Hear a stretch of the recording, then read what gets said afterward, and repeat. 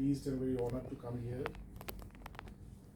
with such a beautiful audience, such a interesting and such a sincere audience. I wish you all the very best in spiritual life, and the best in spiritual life is to attain enlightenment, to know who you are. Swamiji was saying, let us start from there. He was talking about three houses or three selves. So in Vedanta, like you might be very familiar with this word Vedanta. Vedanta means the study or the knowledge of the self.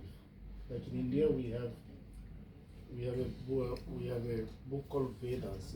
Like we know that India is the land of Vedas. If I can speak one line, you can translate. I have that practice. Okay, I will try. But in this way, what happens? I will speak one line, you translate, and then this. Because this is how we do it in Spain, Okay. So, like we know that India is the land of Vedas. 印度係大家都知道係 Veda 係一個學術，佢哋一個好原始嘅即係佢哋一個喺印度嘅學術，好歷史悠久。So Vedas means knowledge. 智慧 Means every type of knowledge. All the knowledges that we have, like science, technology, mathematics, grammar, English, literature, dance, music, everything, all knowledge that exists in this world is called Vedas. 所有嘅文化，所有嘅智慧都係喺嗰度嚟。Within this Veda, there is one specific knowledge, the knowledge of the self. 所有嘅字即喺入邊咧，有一個叫做 Like we know that knowledge is infinite. That is, there is no end of knowledge.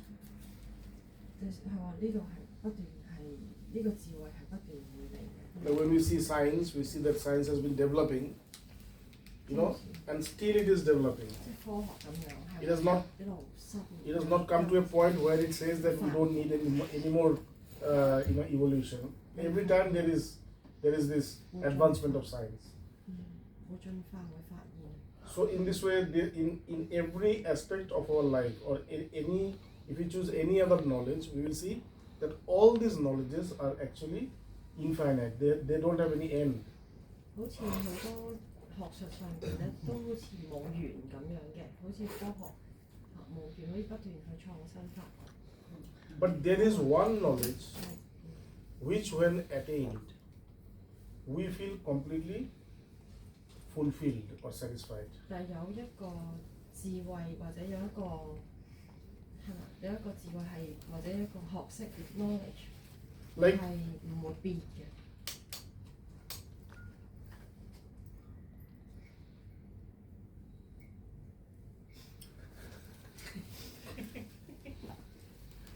Like I'm hungry.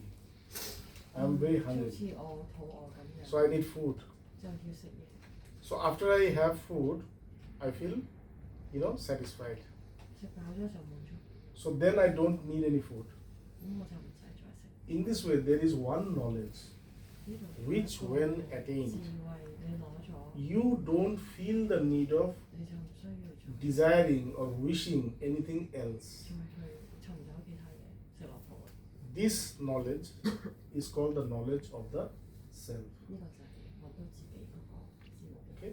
找到自己。 So because this part of the knowledge of the self is in the end of the Vedas, that is why it is called Vedanta. Vedanta means, Anta means end, Vedas. So the knowledge which comes at the end of the Vedas is called Vedanta. 所以叫做 Vedanta，唔係 Veda。Veda 係原本嗰個智慧，但係因為呢個係最後一節，所以叫 Vedanta。 So Vedanta basically deals with the knowledge of ourselves, who we are. 就係話我是誰。 So Swamiji was saying, they're talking about three homes, that is, three existences. Swami Probuddhananda 講咗三個期。大家又冇問題。 So Vedanta says that we also have, we also experience these three entities or three existences. 三個存在性， The first is the world, the external world. 第一個係外 The 在嘅世 external 界， world which we perceive through our senses. 外在嘅世界係我哋五官去覺察到嘅。 When you open your eyes, you see there is a world. 當你擘大眼， So this world is called the sensory world. That is the external 感 world. 官世界。 Now when you close your eyes, 眯埋眼嘅時候， what do you see? The father, the mother, the brother, the sister, whatever it is in the external world, they also exist within you. 就會一啲你見到外在世界出邊嘅，但係你 Isn't 眯埋 it? 眼你都會見到佢。 Here, these, in the external world, they were in the gross form. 外在世界係實體嘅， Like here, I can see you in a gross form. 即係而家望到你，你係。 But the moment I close my eyes, I will also see you. 但係眯埋眼。 But that in 我 a 見到 subtle 但 form. 係呢一個係一個唔係實在嘅嘢。 So this, 虛無。 when we disconnect ourselves from the external world, means when we close our eyes, then another world comes 就好 before 似 us 眯埋眼 or 有另一個 unfolds 世界 before us, and that world is called the internal world. 呢個就係你內心嘅世界，入邊嘅世界。 Okay? The internal world. So in the internal world, you will see your father, mother, brother, sister, everything that you deal with in your day-to-day life, in your entire life, something which you have not known, those are also there. Everything is there inside. So that is called the internal world. So this internal world comprises of four things, 呢個眯埋眼呢個世界。 four elements. Like Swamiji talked about mind. 心 So in this internal world, the first component is mind. 個心， The next component is intellect. Intellect means one which which decides.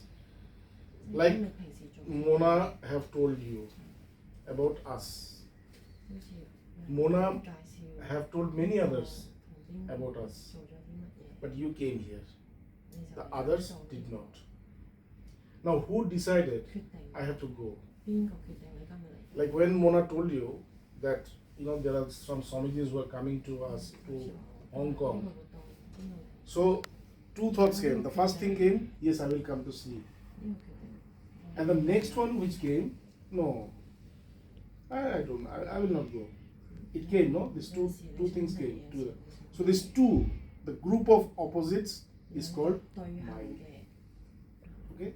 Mind means mind will always present the group of opposite. One yes, another no. I will do it, no, I will not do it. I will see it, no, I will not see it.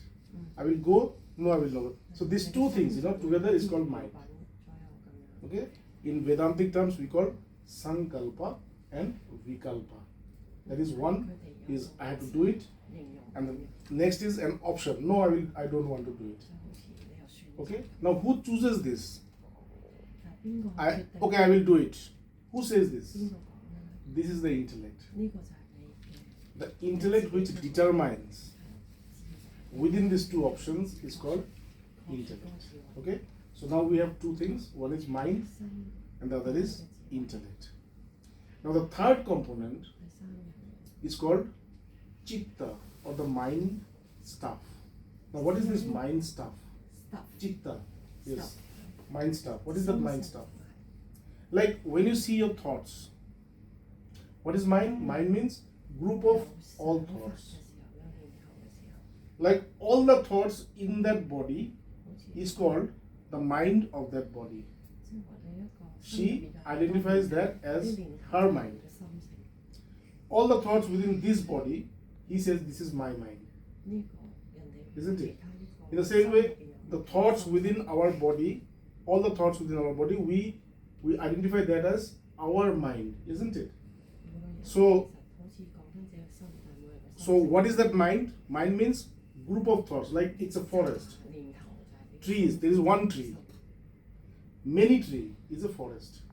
So mind means many thoughts or all the thoughts. Okay? Now when you see the thoughts, you see that the thoughts are ready-made product. It's ready-made. That is, it has manifested in a complete form. I want to go to the cinema. A thought came. So when the thought came, you saw, I have to go to the cinema. You know that I have to go to the cinema. Okay, it has come.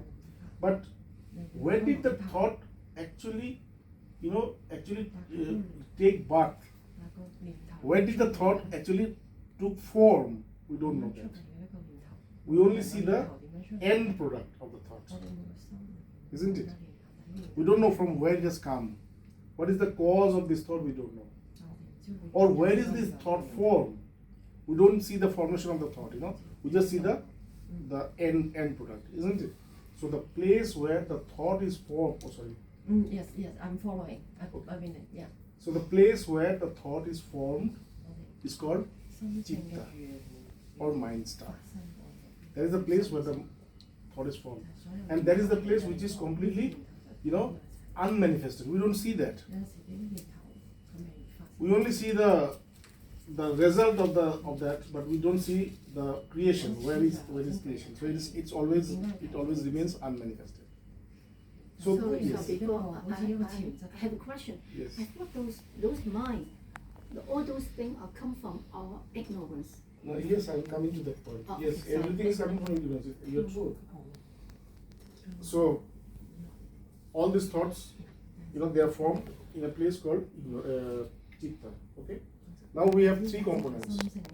One is mind, one is intellect, and another is mind stuff. Now the fourth one is ego. That is I. So this mind is working. I am not working. I did not bring this thought, isn't it? We say that we think. Actually, we don't think. The thought comes to us, isn't it? Can you think? If you think, then stop thinking. Can you stop thinking? No. You cannot stop thinking. That means you are not thinking. The thoughts are coming. Okay? The thoughts are coming and you think that I am thinking. You are not thinking. The thoughts are coming to you and you are just observing them. It's like a TV screen, In the TV screen, one after the other program is coming and you are just observing. Okay? So this is so I don't think. Actually the thoughts comes to me. Okay? Determination, yes. We choose. That is also intellect. And we say, it's my intellect. That is, this intellect is not me. It's mine. It's my property. So it's not me. The mind stuff or the chitta, we don't know actually where it is. So we don't have access to that. But there is this I which says, I am this whole thing. And that is why it's a false I. And that is why it's called ego. Okay? So these four components is called mind, intellect, mind stuff, and ego. So this comprises of the internal world. So the first one was the gross world, that is the external world. Then came the internal world. Okay? And there is the third one, which is the real self or I. Okay? So these are the three components which we have to understand. We know the external world, we know the internal world.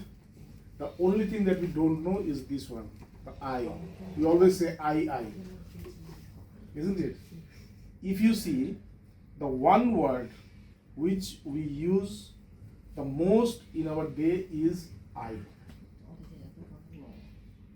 Isn't it?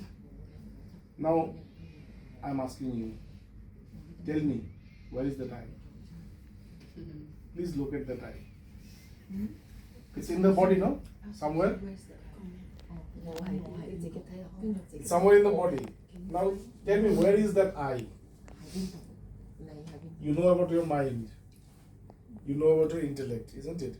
you know about this ego, you know about this external world, you know about this body. Where is that I?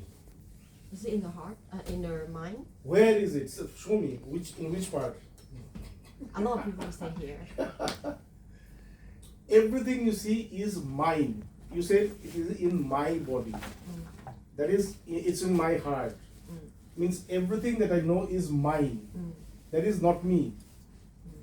But I is always unmanifested, unknown. I have not known. Okay? So the only thing that we have to know is this I. Now let us see a ocean. Just picture an ocean, that you are watching an ocean from a beach. Okay, there is this ocean in front of you, and you are watching this ocean in front, from the beach. Now, what do you see? The last part, the last thing that you can see of the ocean is very deep water. Very calm waters. Isn't it? When you see in the ocean, the farthest vision is the calmness, the stillness of that water. Now you come closer. What do you see? There is movement. There is movement in the water. That means there is vibrations. There's vibration in the water, and because of that vibration, the water seems to be like waves. Isn't it? So when we come close, we find waves. Waves means the vibrated water with vibration.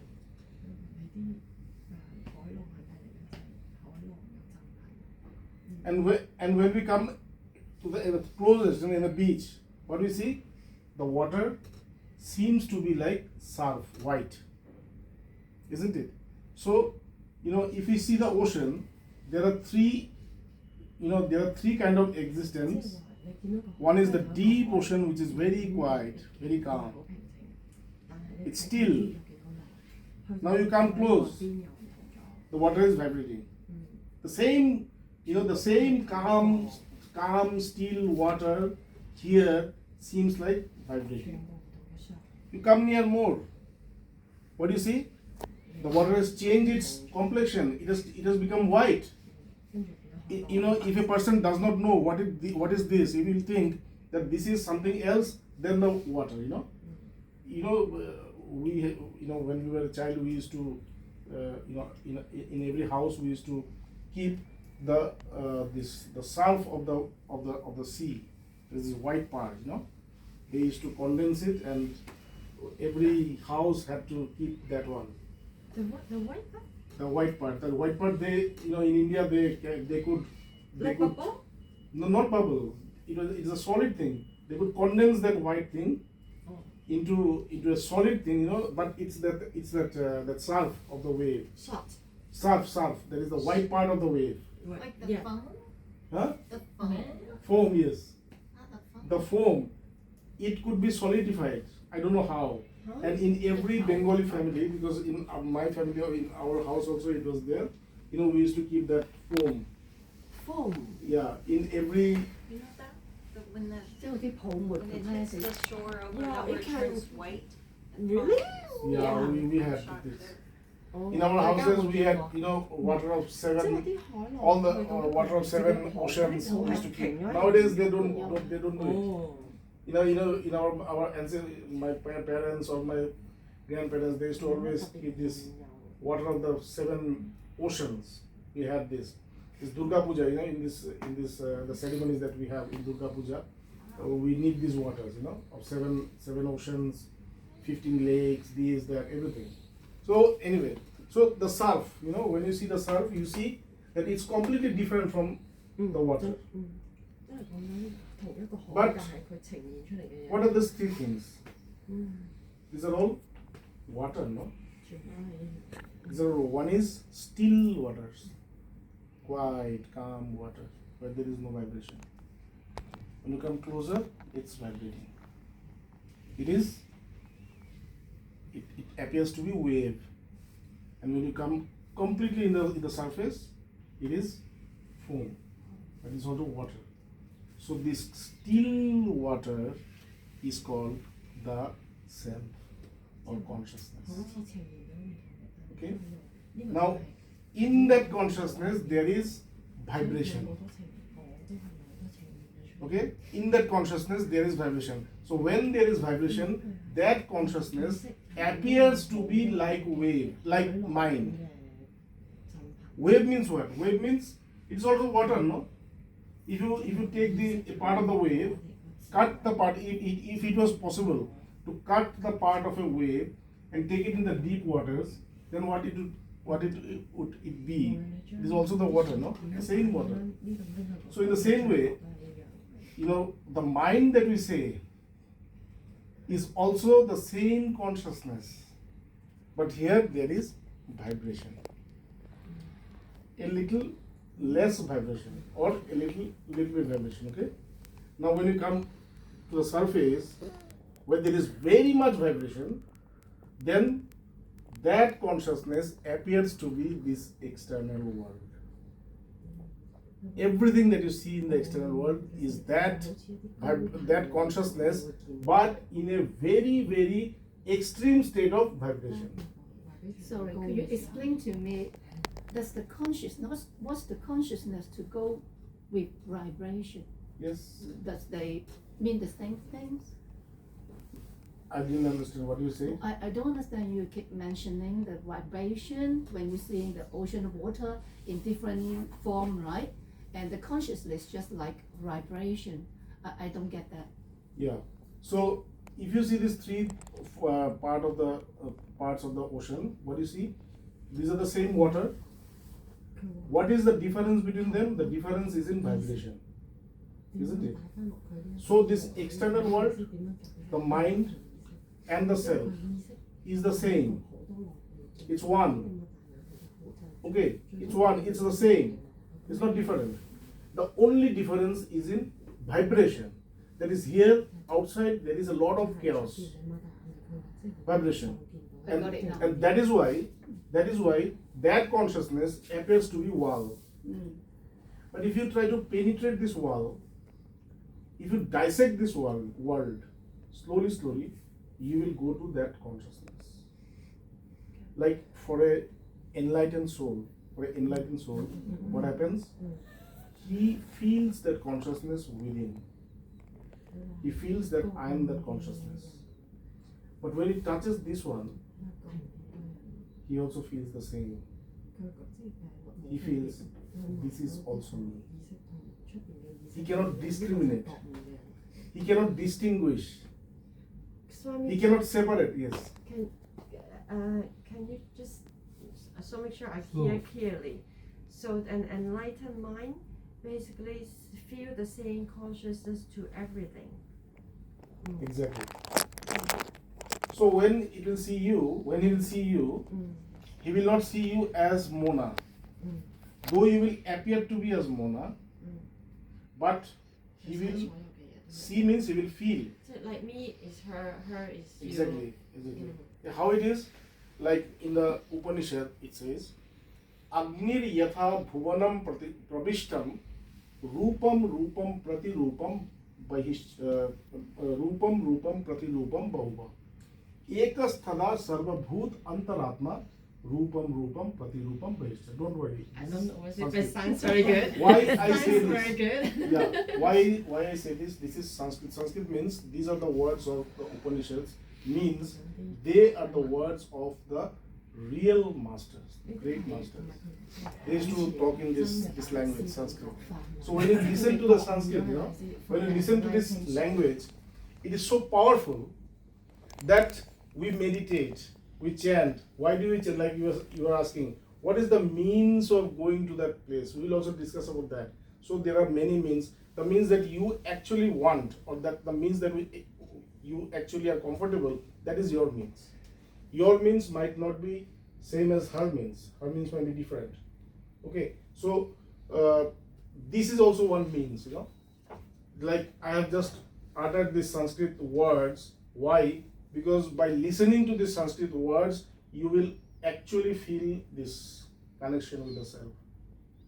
Okay, so what it says, like it says, Agnir yatha bhuvanam pravishtam rupam pratirupam bhavita. So suppose fire enters this room. So what will fire do? Fire will burn everything, isn't it? It will burn this, it will burn this, it will burn that, it will burn everything. Now when it will burn this, the fire will actually take the shape of this one, isn't it? When it will burn this one, the fire will take the shape of this one. But is there any difference between this fire and this fire? There is no difference. The shape is different. The shape is different, but the entity or existence is the same. In the same way, like the fire, which is burning different things by taking different shape, but the fire is one. In the same way, whatever we see, ekas tatha sarva bhut antaratma. Everything that you see, every sentient and insentient beings, like not only living beings, all the non-living beings also, like stone. In India, we worship stones, isn't it? Worship what? Stones. Stone. Like in India, we say that we have 1,000 gods, 1,000 gods. And people believe that, in India, people have many gods. Actually, we don't have many gods. We have actually one God. We actually consider one God, which is manifested in thousands of ways. So it's not actually 1,000 gods. We consider the hill as God. We consider trees as God. We consider the river as God. We consider stones as God. We consider every human being as God. We can consider all the animals, birds, everything as God. So we don't have thousands of gods. We consider that God has manifested himself in each and every form. And that is why we have so many gods. Okay? So it's the same as Vedanta. There is only one God, or there is only one consciousness. There is ekas tatha sarva bhut antaratma. There is only one consciousness. When you see different bodies, like Swamiji was saying, we have different bodies. So we have different bodies, and we have different minds. But if you go deeper, if you dig deeper, you will come to the point of consciousness where there is no vibration. And where there is no vibration, when you come in contact with that, you will see there is only one. How it will happen? Like, you have realized yourself. You are a realized soul. Okay? You are feeling this oneness. You're feeling this oneness. You open your eyes. You open your eyes, you see this body. You see your hands, you see your legs. You see so many other people. You see your body, you see many bodies. You see something which is not living, non-living things. You see only the form. But when you see them, you see, I am everything. I'm everything. I'm that one. I'm that. I'm this. I'm this. I'm this. I'm everywhere. So this self, this consciousness is omnipresent. It's everywhere. It's not only in me. Like the mind is in me. My mind is different from your mind. My body is different from your body. But my soul is the same as your soul. We don't have any difference in the level of soul. We have the same soul, we have the same consciousness. So there is only one consciousness. Now, when you realize the self, you see that one consciousness has manifested itself as mind, as ego, as intellect. And that self has also not only manifested itself as mind, intellect or ego or mind stuff, that self has also manifested itself as this world. So everything that I see, is only the self, is only the consciousness. When I see this is, the form is different, but it is actually consciousness. Okay? Like the first mantra of the Upanishad, the first mantra of the first Upanishad. You know, we have 108 Upanishads, that is 108 Vedantas. Okay? So the first Vedanta or the first Upanishad and the first words of the Upanishad starts like this. How does it start? It says, Isa vasyam idam sarvam yat kincham jagatam tena taktena bhunjita ma gizakasa siddhanam. It means Isa vasyam idam sarvam. In everything that you perceive, in everything that you imagine, in everything that you feel, whatever. You know, you can see this, you can talk about this universe, you can talk about these galaxies, you can talk about these outer galaxies, you can talk about anything.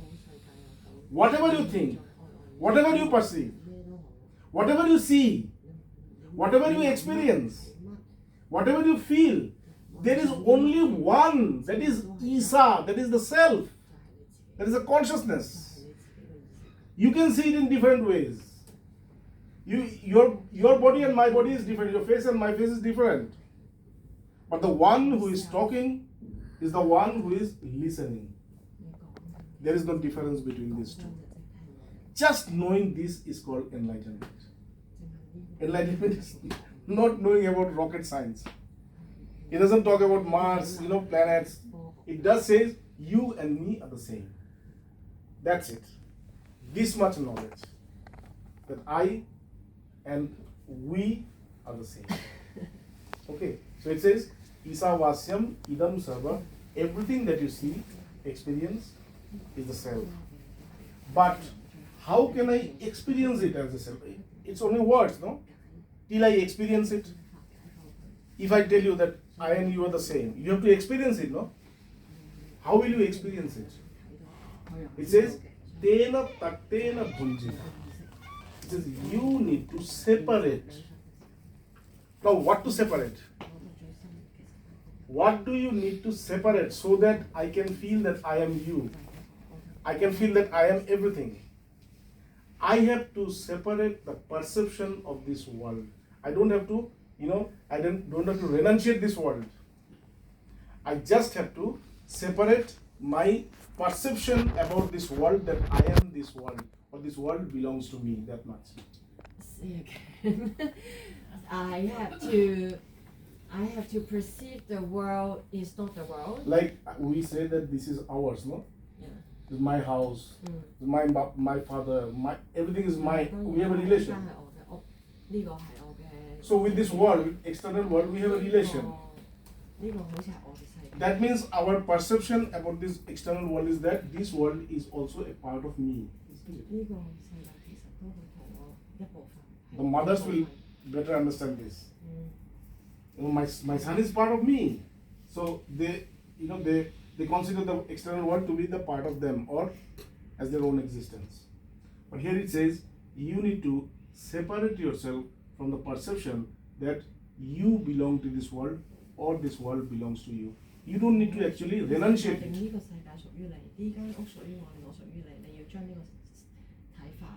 Excuse me. I'm coming to your point. Exactly what I was trying to say. I'm trying. When you have a child, you don't need to forsake him. You don't need to, renunciate him or renounce him. So, no, you are not my child. No. You be the mother. You do all your duties of the mother. But within your mind, you know that this is actually not my child. This one and me are the same. This mind thing, you have to separate.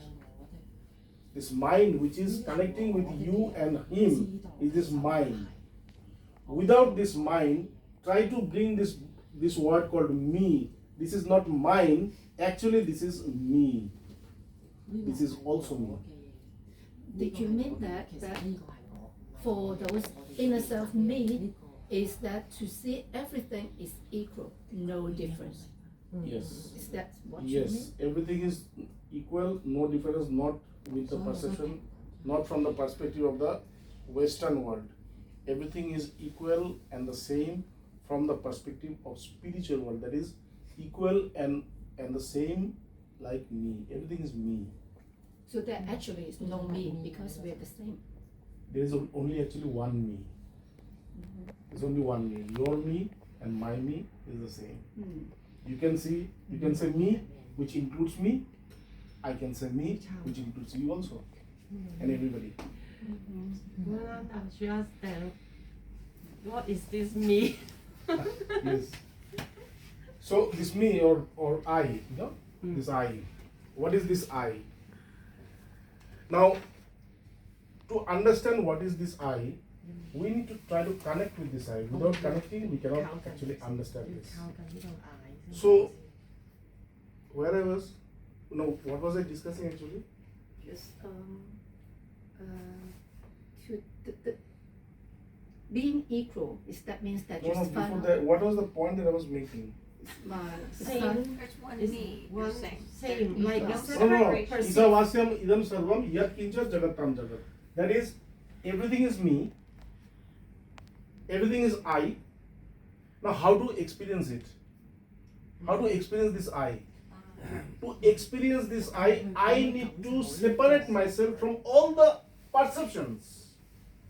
Everything that I have. Any perception of this world. Any perception about me.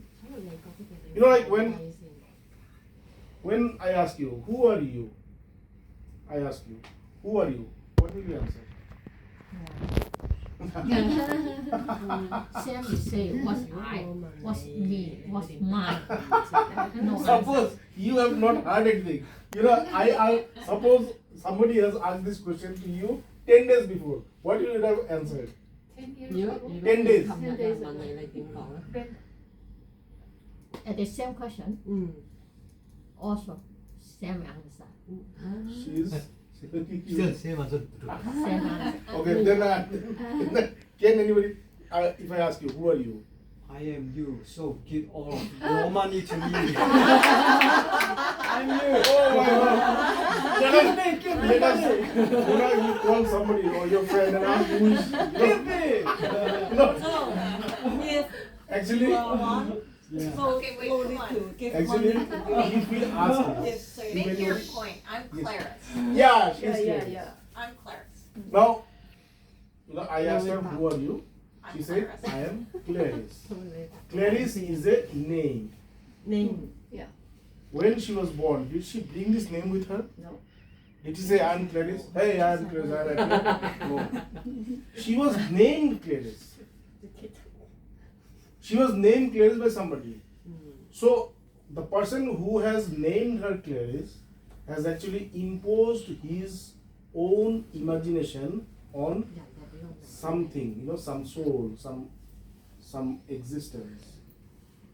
Okay? So, continuously when people started to call her Clarice, Clarice, Clarice, Clarice, one day she started to identify herself as Clarice. But she is not Clarice. Clarice is her name. Like this is a glass. Is it a glass? No. It is this. But we call it as a glass. This is a book. Is it a book? No, it's not a book. These are pages. Are these pages? No, these are not pages. These are actually fine dust of bamboo. Are they really fine dust of bamboo? No. They are atoms of the fine dust of bamboo. Are they actually the atoms of fine dust of bamboo? No. They are actually protons and electrons and neutrons of the fine dust of the atoms of the fine dust of bamboo. Are they really proton, neutron, electron? No, there is actually energy.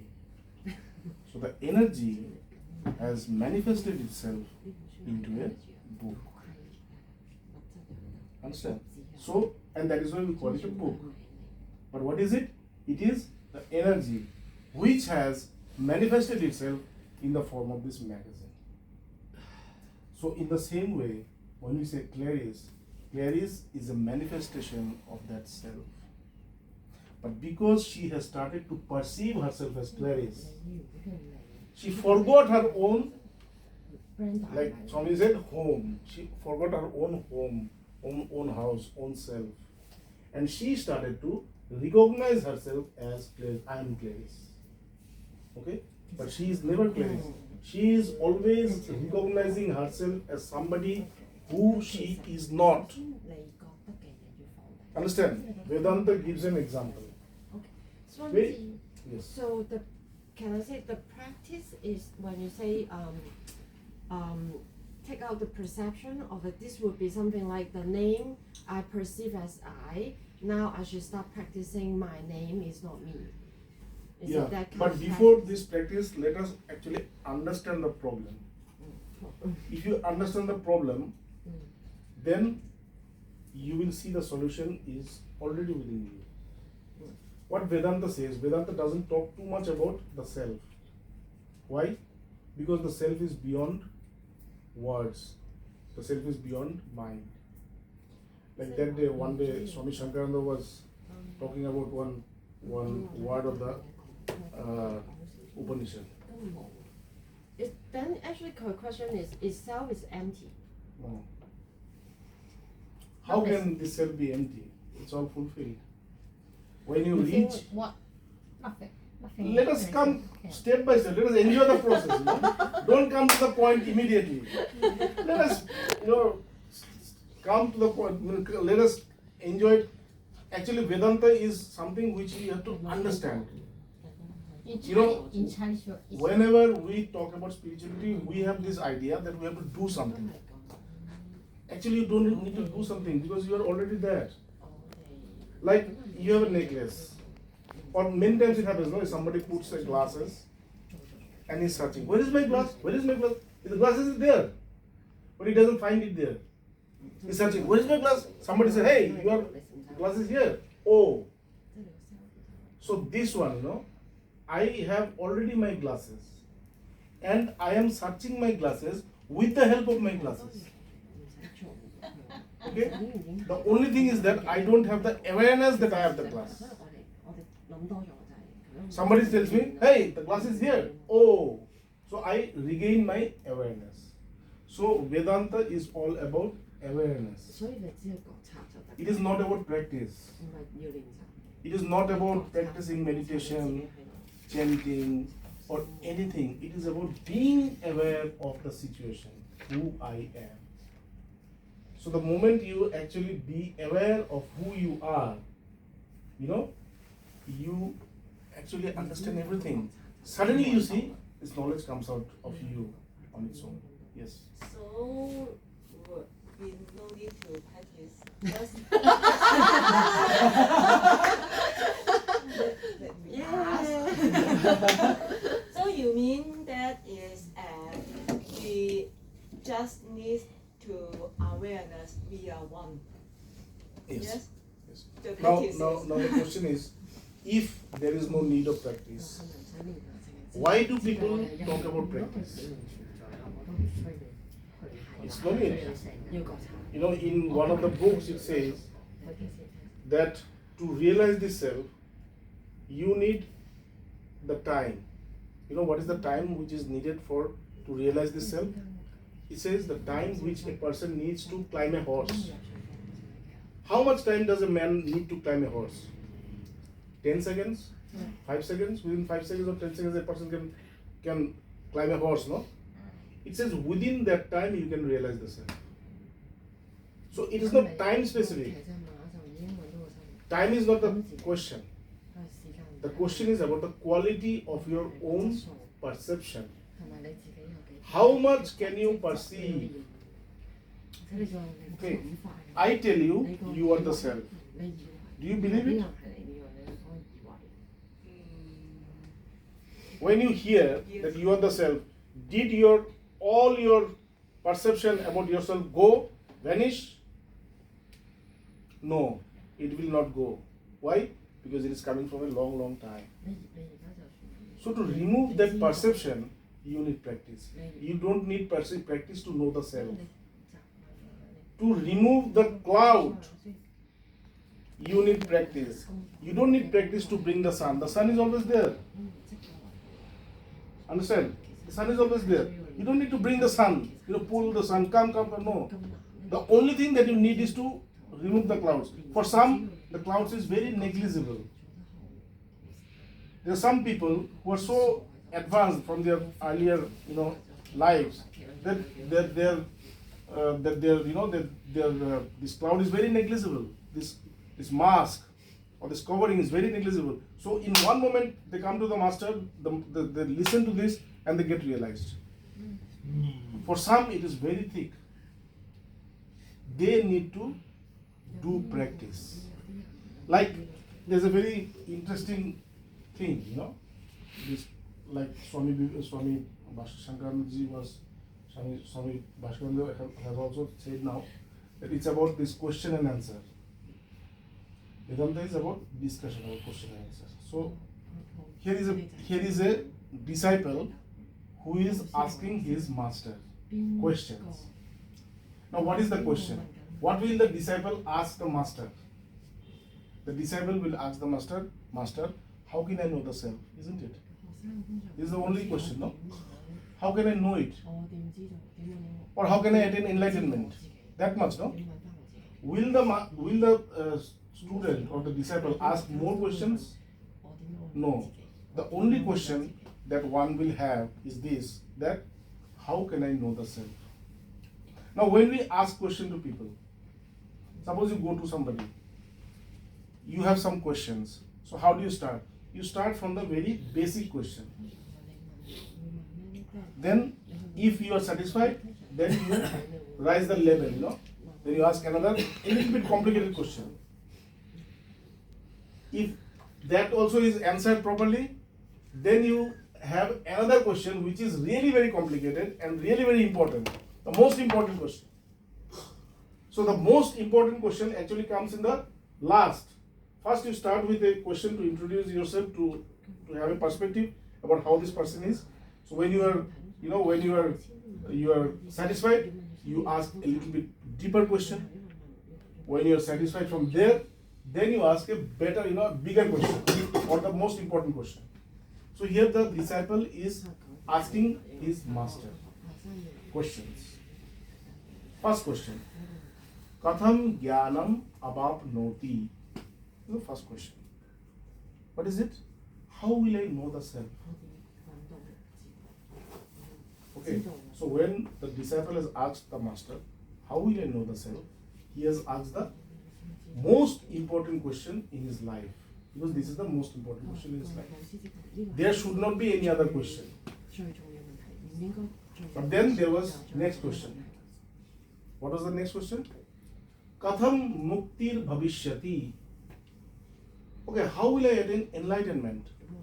So he has asked two questions, and these two questions are really something which is very important. One is knowledge and the other is enlightenment. And after that there is nothing. But there is another question. What is that question? He says, Katham jnanam abapnoti, katham mukti bhavishyati, vairagyam cha kim prapnu me tat. How can I attain unattachment? This is the third question. So the first question is, how will I attain knowledge? Which is the most important question of our life. How will I attain enlightenment? That is, after that there should not be any question. But the most important question is not knowledge or enlightenment. Why? Because that is already achieved. You don't know this. That's it.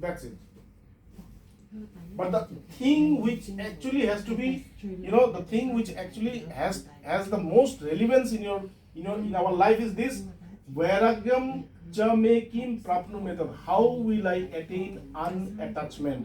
Because without this practice of unattachment, I cannot know who I am. Now, with whom I will be attached? With whom I will be unattached? With everything with which you are attached. You need to separate yourself from everything with which you are attached. That is, with everything which you think as yourself. You think yourself as this body. When you see in a mirror, what do you see? This is me. This body is not you. The first thing is this body is not you.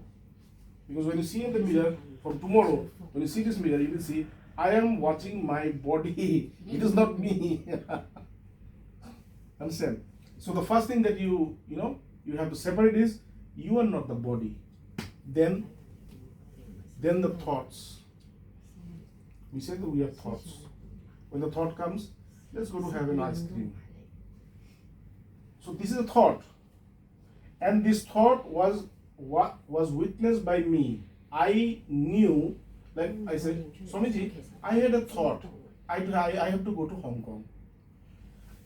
I have a thought that I have to go to Hong Kong. Means, the thought is I have to go to Hong Kong. And I have a thought means I have seen that I have a thought that I have to go to Hong Kong. That means there are two people. Here is a thought and there is somebody who is watching this. So I am not the thought. Isn't it? In a very simple way. My mind is not good. That means you are not your mind. You are watching your mind to be not good. That means there is a seer and there is a seen. Okay? Understand? So, a thought comes. When a thought comes, see, don't you associate yourself with the thought? You associate yourself with the thought. You think this is part of you. You think that yes, this is me. But it's not you, it's your thought. So you have to also separate yourself from that thought. So the first thing that you need to separate is, from this, you don't need to separate your body. You have to separate from this notion that I am this body.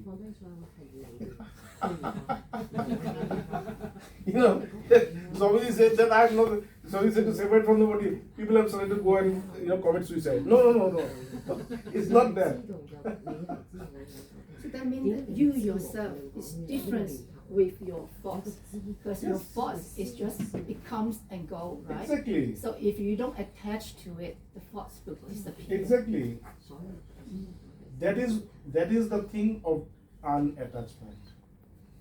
When you start to unattach from yourself, okay, you have unattached from your thoughts. Now, when you have unattached from yourself, you will suddenly see that you are getting attached to something else. What is that? The first thing that you will feel is peace, calmness, a very unexplained peace, something which you cannot explain, which is not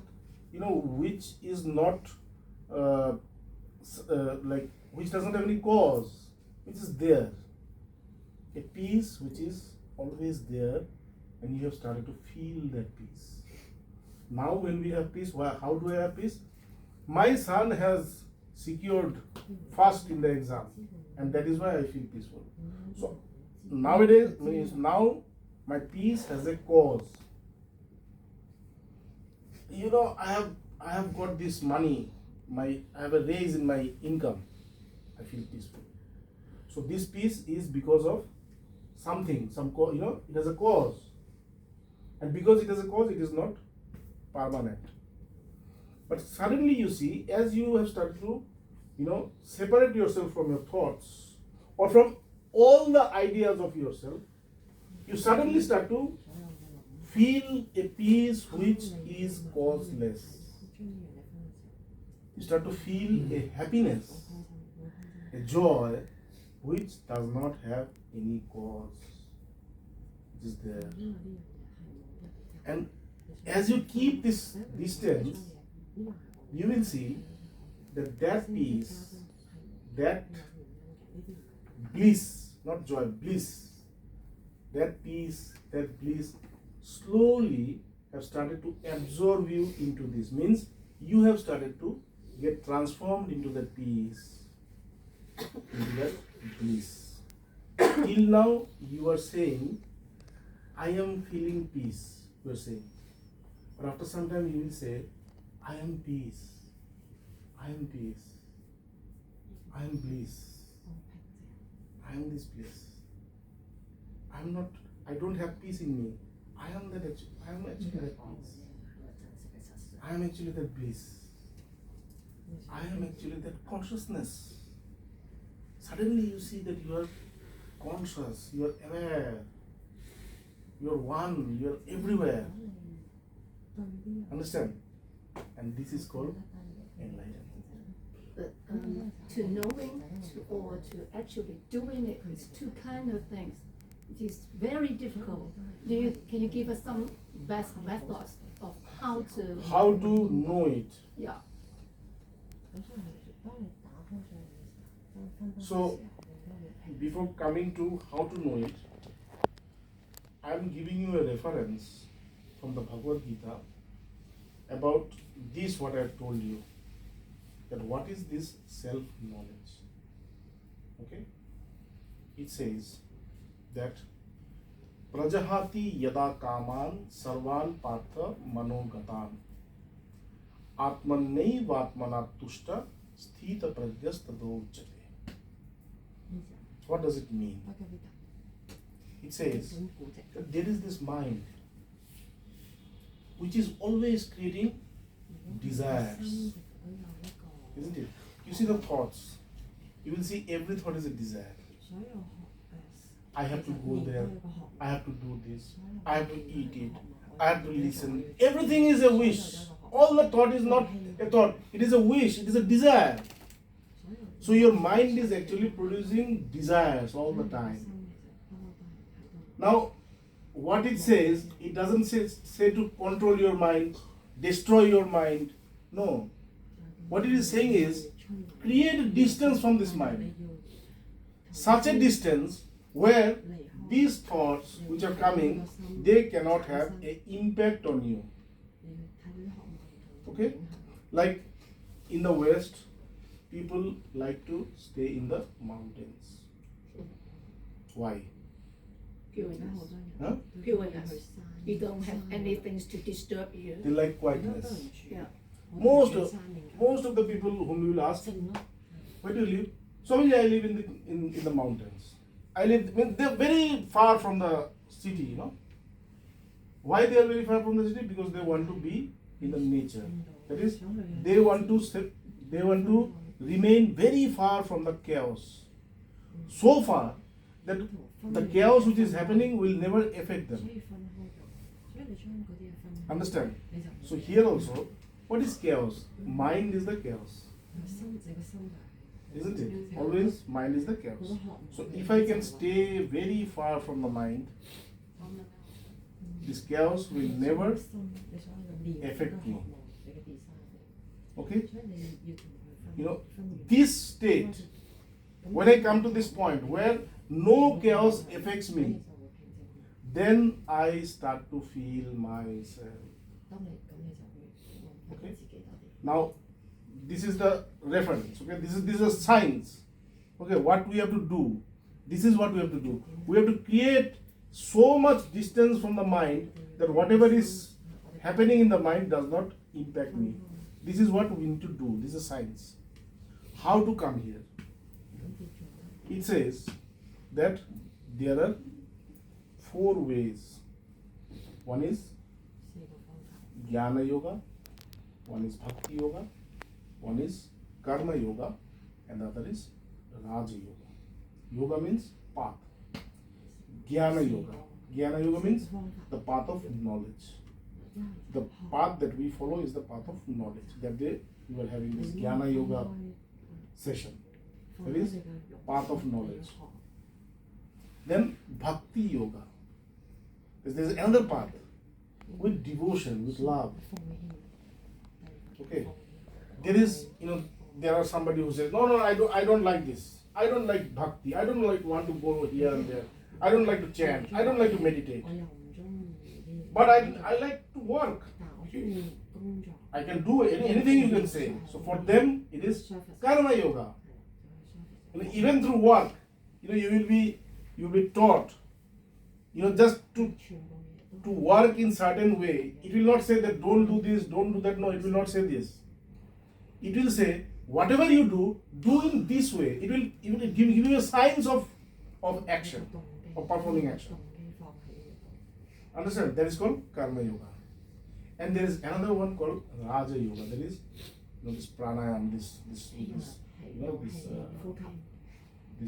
yoga that we know, the yoga that we know, this is called Raja Yoga. So these are the 4 paths. So Jnana Yoga. How do we approach through Jnana Yoga?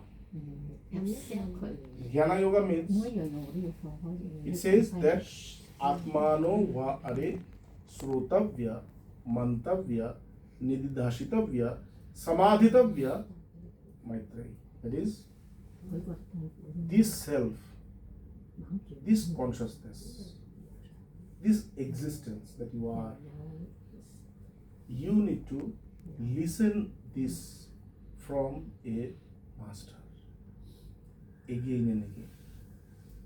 Tattvamasi, Tattvamasi, Tattvamasi. That is, you are that, you are that, you are that. You need to listen this from somebody who is called a real master. From him.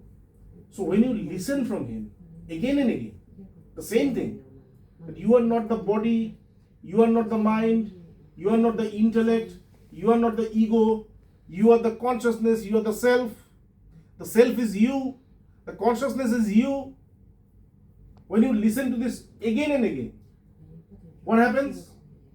You will see the mind that you have, which was always creating desires, has been bisected, has been divided into 2 parts. There is one part which just came out, trying to know this, trying to understand this. What does it mean? There is a very simple, as you are listening again and again, a very small portion of your mind will want to know exactly what does it feel like to be the self? What does it mean? What does it actually say? I'm listening. A small part of your mind will pop up, and it will want to know, who are you? Who am I? It will happen naturally. It's not that you will do it with effort. It's not that. It will just happen to you naturally. Now you are going to the master. You are listening, and this part of the mind, which wants to know, this part of the mind starts to grow, and this one, which was the earlier mind, it started to shrink. You will see the desires are becoming less. The things which used to affect you very much, like when we come to this part, most of the time we see people say, Swamiji, we don't become angry nowadays. We don't become like restless nowadays. That means the thoughts which used to make them angry, the thoughts which used to make them restless, they started to shrink. I am restless, means that is also a thought, no? This thought is so much that it has affected my whole system, and I become restless. Isn't it? It's like a plane which just goes above this, flies above this building. If a plane flies above the building, what will happen to this building? It will start to shake. But this vibration, is this vibration of this building? No. This vibration is not of the building. This vibration is of the plane. This building has started to resonate that vibration. The vibration which is in the plane, this building has started to resonate like that. It has also started to vibrate like that. This is called resonance. Isn't it? But this is not of this building. It has started to resonate. So the thought of restlessness is so strong that you have started to resonate with that thought, and you became restless. So everything is like that. All the thoughts is like that. So you will see that these thoughts have started to shrink, and this is becoming bigger and bigger. Your desire to know the self, your desire to know the truth, your desire to feel it, to experience it, it has started to grow. It's becoming bigger, bigger. you are becoming restless to know yourself. Before you used to become restless for this world. That person has a bigger car. I don't have. I feel restless. That person he has more money. I don't have. I become restless. Now I see that whatever they have, I don't care. I am becoming restless because I want to know myself. Can I have a question? Exact. Yes. I think before this master just said that we have two sides. One side we want to do it. The other side tell me no, not to do it. Right? Just like an angel or a devil, right? So that in that kind of things that if I don't have a true master. No, I'm coming to that point. Okay. Yes. Okay. Yeah, we will all cover that point. How to find that master. Yeah. Don't worry. Okay. So, you see that, first of all, understand the signs. So, this one which wants to grow, which wants to know, this has become big, and this one, which was the earlier mind, it has shrunk, At one time you will see this mind is completely gone. The earlier mind is completely nowhere. The only mind that you have is this mind, to know yourself. So when you have your whole mind, for one purpose, to know the self. Before, the mind had multi-purpose. I want this, I want this, I want this, I want this. The earlier mind has, it was multitasking. At the same time, it's cooking, it's typing, it's watching. Now, this mind, the new mind, is not multitasking, it is directed towards one pointedness. Okay? And this state is called, in Vedanta, is called Akhanda Brahma Kara Vritti. That is, you will have only one thought. Only one thought, and that thought is only focused on the self. Before you had thousands of thoughts, focused on thousands of things, and that is why you could not achieve anything. You go this path, and then a thought comes this path, you come again here, then again there, you just, keep moving up and down. You achieve nothing. But here, you have one agenda, one goal, one focus. Your thought is just one. When you come to this point, where your thought is only one, then you know that one. Then you become enlightened. Okay? So this is the science. Now, how to find a master? You cannot find a master. We continue at 7, shall we? Yes. We We got this word. You cannot find the master. Don't try to find the master.